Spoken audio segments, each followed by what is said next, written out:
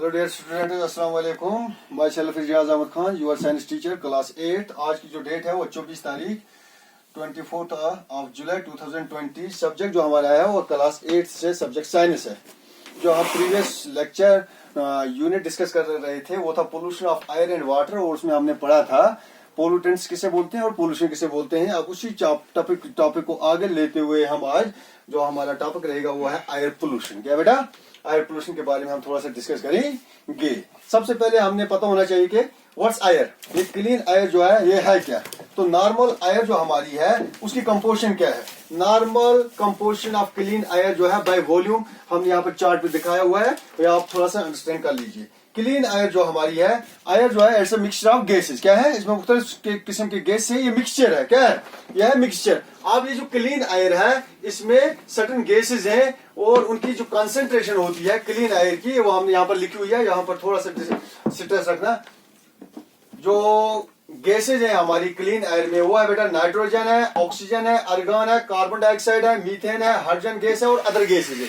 अब इनकी जो है कंसंट्रेशन जो है हमारे एटमॉस्फेयर में कितनी है, तब वो अगर इतनी कंसंट्रेशन होगी हमारे एटमॉस्फेयर में तब वो एयर हमने क्लीन एयर कहलाती है। जैसे हमारे पास जो नाइट्रोजन है मेजर कंपोनेंट है, इसका जो बाय वॉल्यूम इसकी जो कंसंट्रेशन है वो है 78.084%।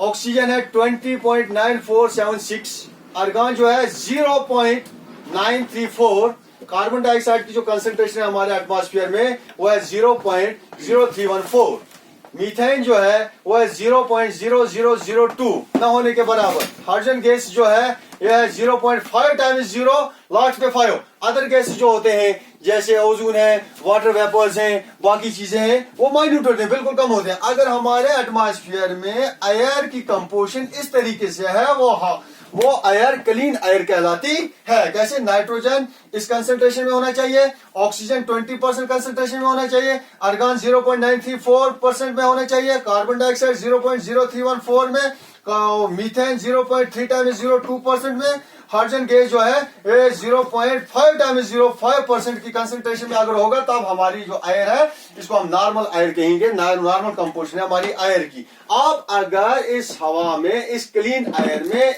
इन कंपोनेंट्स में से किसी भी कंपोनेंट की कंसंट्रेशन हाई हो जाएगी या कम हो जाएगी, ज्यादा या कम हो जाएगी, उस हवा को हम बोलेंगे ये हवा सही नहीं है सेहत के लिए, ये खराब एयर है। और उसी खराब एयर को, गंदी एयर को हम पोल्यूटेड एयर बोलते हैं। उस एयर को हम बोलते हैं एयर पोल्यूटेंट। और उस एयर पोल्यूशन की डेफिनेशन भी हमने यहाँ पर कोड कर रखी है। वो डेफिनेशन क्या है एयर पोल्यूशन की। अब एयर पोल्यूशन किसको बोलते हैं, एयर पोल्यूशन हम उसको बोलेंगे अगर हमारे पास जो क्लीन एयर है इसमें से अगर ये कंसंट्रेशन कम या ज्यादा होगी, नाइट्रोजन है, ऑक्सीजन है, आर्गन है, कार्बन डाइऑक्साइड है, मीथेन है, हाइड्रोजन गैस है या अदर गैसेस हैं, इनकी कंसंट्रेशन इस बाय वॉल्यूम से ज्यादा या कम होगी, उस हवा को हम बोलेंगे ये गंदी हवा है, इट्स अ पोल्यूटेड एयर। उस हवा को हम पोल्यूटेड एयर बोलते हैं, एयर पोल्यूटेड बोलते हैं। उस हवा को बोलेंगे एयर पोल्यूशन है। अब जो डेफिनेशन है एयर पोल्यूशन वो क्या है, वो हवा जिसमें इस कंसंट्रेशन से ज्यादा या कम कंसंट्रेशन होगी by volume,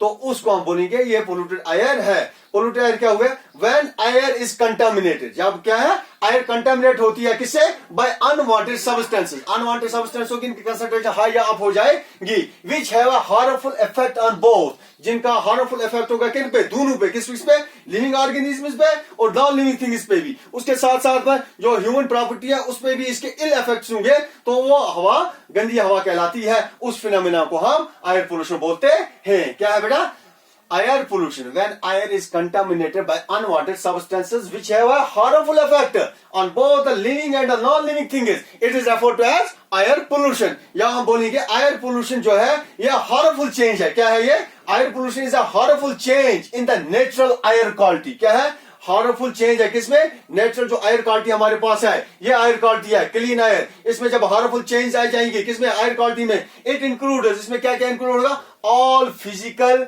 chemical and biological agents. इसमें या फिजिकल एजेंट्स इन्वॉल्व होंगे या केमिकल या बायोलॉजिकल या सब। तो उनका क्या होगा, ये क्या करेंगे, ये एजेंट्स क्या करेंगे, ये नेचुरल कैरेक्टरिस्टिक्स जो हमारे हवा के होंगे, नेचुरल कैरेक्टरिस्टिक्स हमारी नेचुरल एयर के होंगे, उनको मॉडिफाई करेगा, उसको हम एयर पोल्यूशन बोलते हैं। Air pollution is harmful change in the natural air quality. It includes all physical, chemical and biological agents that modify the natural characteristics of the atmosphere. अब ये जो एजेंट्स होते हैं जिनने हमारी हवा को गंदा कर लिया, प्रीवियस लेक्चर में हमने देखा है, उनको हम पोल्यूटेंट्स बोलते हैं। अब वो एजेंट्स जो हमारी हवा को गंदा करेंगे उनको हम एयर पोल्यूटेंट्स बोलते हैं। द सब्सटेंसेस, वो केमिकल्स, वो चीजें या फिजिकल है या केमिकल है या बायोलॉजिकल एजेंट्स है जो हमारी हवा को क्या करेंगे, कंटामिनेट करेंगे। The substances which contaminate the air, उनको हम क्या कहते हैं, उनको एयर पोल्यूटेंट्स बोलते हैं। अब ये एयर पोल्यूटेंट्स कहलाए जाते हैं। अब ये एयर पोल्यूटेंट्स के दो सोर्सेज है बेटा, कितने सोर्सेज है, दो सोर्सेज है एयर पोल्यूटेंट्स के। आधे हैं नेचुरल सोर्सेज, आधे हैं ह्यूमन एक्टिविटीज के जरिए से आते हैं। नेचुरल सोर्सेज में जैसे हमारे पास स्मोक है और डस्ट है, ये कहां से आता है, जब फॉरेस्ट फायर होती है या वॉल्केनिक इरप्शंस होते हैं, वहां पर नेचुरल सोर्स आ जाती है एयर पोल्यूशन की। जो ह्यूमन एक्टिविटीज है आप लोगों को पता ही है, फैक्ट्रीज हैं, पावर प्लांट्स हैं, ऑटोमोबाइल्स हैं, एग्जॉस्टर्स हैं and burning of firewood and dung cakes जो है, ये ह्यूमन एक्टिविटीज से हमारे इस एनवायरमेंट में ये पोल्यूटेंट्स को इंटर करवाता है, तो वहां पर हमारी जो हवा होती है वो पोल्यूट हो जाती है। अब जो मेजर एयर पोल्यूटेंट्स जो है हमारे हवा में, वो क्या है, वो या प्राइमरी पोल्यूटेंट्स है या सेकेंडरी पोल्यूटेंट्स है। प्राइमरी पोल्यूटेंट्स बेटा उन पोल्यूटेंट्स को कहते हैं जो डायरेक्टली हमारे एटमॉस्फेयर में जाकर इफेक्ट करते हैं, जैसे कार्बन डाइऑक्साइड हमारे पास है, या हमारे पास कार्बन मोनोऑक्साइड है, सल्फर डाइऑक्साइड है, और इनको कार्बन मोनोऑक्साइड, नाइट्रस ऑक्साइड्स हैं, इनको प्राइमरी पोल्यूटेंट्स कहते हैं। दूसरे हो गए सेकेंडरी पोल्यूटेंट्स बेटा। सेकेंडरी पोल्यूटेंट्स वो पोल्यूटेंट्स हैं जो फोटोकेमिकल रिएक्शंस करते हैं प्राइमरी पोल्यूटेंट्स के साथ, तो वहां पर नेक्स्ट फिनोमेना होता है। उन फिनोमेनस में जैसे हमारे पास स्मोक आता है, ग्लोबल वार्मिंग होती है, ये नेशनल इश्यूज हैं, इंटरनेशनल इश्यूज हैं, वो हम प्रीवियस लेक्चर में डिस्कस करेंगे। ग्लोबल वार्मिंग किसको बोलते हैं, ग्रीन हाउस इफेक्ट क्या है, स्मोक क्या है, कैसे बनता है, इनकी इल इफेक्ट्स क्या है। अब हमारे पास ये एयर पोल्यूशन आ गई बेटा।